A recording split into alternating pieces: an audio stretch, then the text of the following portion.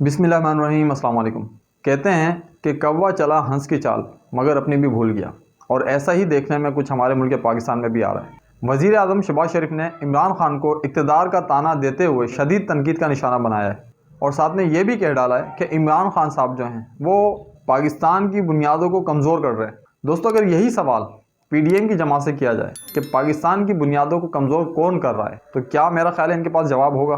कतई नहीं, क्योंकि चोर कभी भी अपने आप को चोर नहीं कहता, वो हमेशा अपने बारे में सफाई ही देता हुआ नज़र आया है। जैसा कि आप लोग देख रहे हैं कि इस वक्त PDM जमात अपने बारे में सिवाय सफाई देने के कुछ और पेश नहीं कर रही, और इनका मकसद भी आप सबको पता चल गया है कि इनका मकसद था क्या असल में और है क्या असल में। साथ में वज़ीर आज़म शहबाज शरीफ साहब का यह भी कहना है कि इमरान खान साहब रियासती इदारों के ख़िलाफ़ बहुत बोलते हैं।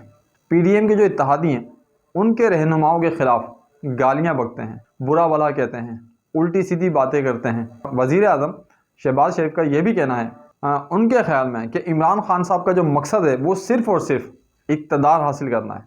उनका कहने का मकसद ये है कि इमरान खान साहब जो इस वक्त पाकिस्तान के अंदर जिस तरह के उन्होंने हालात पैदा कर दिए हैं, जिस तरह की वो बातें करते हैं, वो सिर्फ इक़्तिदार की वजह से करते हैं। अगर हमारे वज़ीर आज़म शहबाज शरीफ साहब से ये पूछा जाए कि सर ये बताइए कि जब इमरान खान साहब की गवर्नमेंट चल रही थी तो उनका इक़्तिदार छीना किसने, उनको इक़्तिदार से उतारा किसने, रिजीम चेंज किया किसने? अगर यही सवाल हम PDM से करें, अगर हम PDM के नुमाइंदों से करें, अगर हम यही सवाल वज़ीर आज़म शहबाज शरीफ साहब से किया जाए कि सर ये जो आप कह रहे हैं कि इमरान खान साहब इक़्तिदार हासिल करने के चक्कर में ये सारे खेल खेल रहे हैं, तो ये खेल आपने भी तो खेला। क्या आपने रिजीम चेंज नहीं करवाया? क्या आपने सारी जमातों को मिला के एक PDM जमात बना के आपने इमरान खान की हुकूमत को नीचे नहीं गिराया? ये इल्ज़ाम लगाते हुए अगर आपसे कहा जाए कि सर प्लीज़ थोड़ा सा आईना आप भी देख लीजिए, तो मेरा ख्याल है इसमें कोई बुरा मानने की बात नहीं है, क्योंकि जब हम किसी पे उंगली उठाते हैं तो यकीनन कुछ उंगलियां हमारी तरफ भी उठ रही होती हैं। हमें वो उंगली उठाने से पहले लाजमी सोचना चाहिए। अगर हम इमरान खान साहब की बात करें तो इमरान खान साहब का ये कहना है कि अगर PDM जमात, अगर मौजूदा हुकूमत मार्च के आखिर तक वो इंतखाबात के लिए तैयार हैं, अगर वो तैयार नहीं होते, और जो लग रहा है कि वो तैयार नहीं होंगे क्योंकि वो सीट छोड़ना ही नहीं चाह रहे, अगर मिसाल के तौर पे इमरान खान साहब का कहना है कि वो तैयार नहीं होते, तो फिर हम पंजाब और खैबर पख्तूनख्वा के अंदर असम्बली तहलील करके नए इलेक्शन करवाएंगे। खान का ये भी कहना है कि इनकी पार्टी मार्च के बाद किसी भी नई तारीख को कबूल नहीं करेगी। अगर हुकूमत इलेक्शन कराने पे मुत्तफिक नहीं होती तो फिर इमरान खान साहब ने कहा है कि भाई फिर हम जो है वो दिसंबर के अंदर ही असम्बली को तहलील कर देंगे।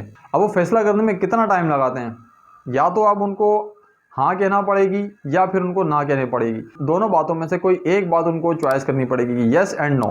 और खान साहब ने ये तो वाज़ेह तौर पे बता दिया कि भाई वो पहले ही उनकी पार्टी फैसला कर चुकी है कि उन्होंने अब क्या करना है। खान साहब का ये भी कहना है कि हुकूमत से इंतखाबात की तारीख के बारे में बात हो सकती है। खान साहब का कहना है कि मुल्क के 66% हिस्से में इंतखाबात हों और फिर आम इलेक्शन कराए जाएँ। दोस्तों, खान साहब ने यहाँ पर एक बहुत बड़ी बात कर दी। खान साहब ने ये कहा कि मुझसे बहुत बड़ी गलती हो गई कि उन्होंने बाजवा साहब को एक्सटेंशन दे दी। खान साहब ने अपने मुंह से इस चीज़ का इकरार किया। खास तौर पे जब फैज़ को जब हटाया तो उसके बाद इनकी गेम तो चल पड़ी थी, तो मुझे तो पता था।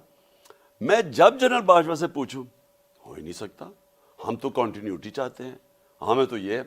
मैंने जब आखिर में जब मुझे पता चला कि ये, मैंने उनसे ये उनसे बहुत बड़ी गलती हुई कि उन्होंने हमारे आर्मी चीफ कमर बाजवा साहब को उन्होंने एक्सटेंशन दी, और उनसे बहुत बड़ी भूल हुई, उनसे बहुत बड़ी गलती हुई। और उन्होंने ये भी कहा कि आइंदा कभी भी किसी को भी एक्सटेंशन नहीं देनी चाहिए, क्योंकि बाजवा साहब ने दोगलेपन का मुजाहरा किया।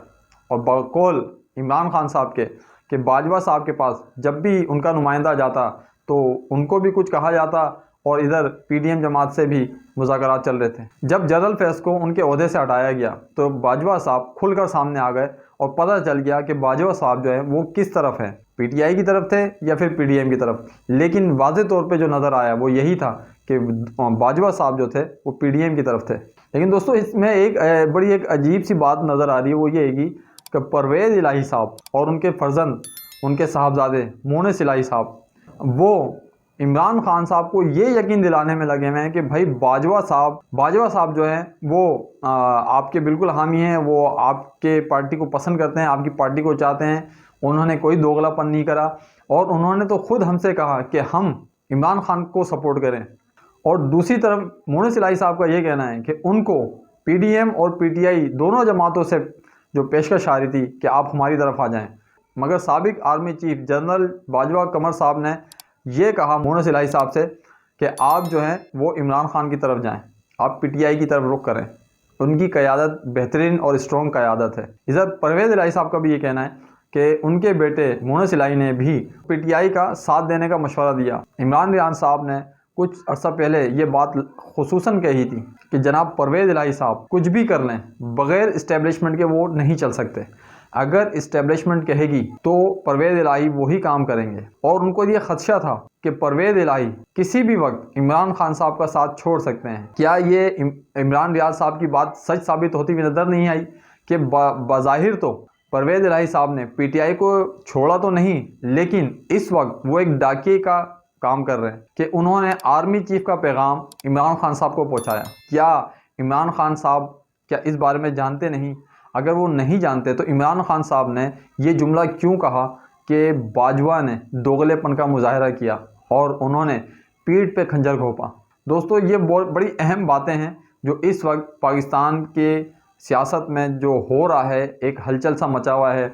अल्लाह ताला, बस हम तो यही दुआ चाहते हैं कि हमारे मुल्क में जो भी हो वो बेहतर हो, हमारे मुल्क के लिए भी और हमारे मुल्क के सियासतदानों के लिए भी, और ख़ुसूसन जो इस वक्त पाक फ़ौज के तासुरात आवाम के दिलों में गलत तरीके से दिखाए जा रहे हैं। अल्लाह ताला पाक फ़ौज हमारी सलामत रहे। पाक फ़ौज के अंदर जो इस तरह के जो लोग हैं जो पाकिस्तान की सियासत को तबाह बर्बाद कर रहे हैं, पाकिस्तान को बर्बाद करने की कोशिश कर रहे हैं, अल्लाह ताला उनको नेकी की तौफीक दे और वो हमारे मुल्क के लिए बेहतर तरीके से काम करें, क्योंकि ये मुल्क है तो हम लोग हैं। अगर ये मुल्क ही नहीं तो ना ये फ़ौज रहेगी, ना ये सियासतदान रहेंगे, ना ही हम रहेंगे। इसी उम्मीद के साथ कि आपको यकीनन ये वीडियो पसंद आई होगी। कमेंट्स करें, लाइक करें, शेयर करें, सब्सक्राइब करें, बेल आइकन के बटन को ज़रूर प्रेस करें ताकि मेरी हर आने वाली वीडियो आप तक पहुँच सके। कोशिश यही होगी कि आप तक अच्छी बात पहुँचे, साफ बात पहुँचे। बहुत ख्याल रखिएगा। अल्लाह ताला हम सबका हामी और नासिर हो। आमीन। पाकिस्तान जिंदाबाद।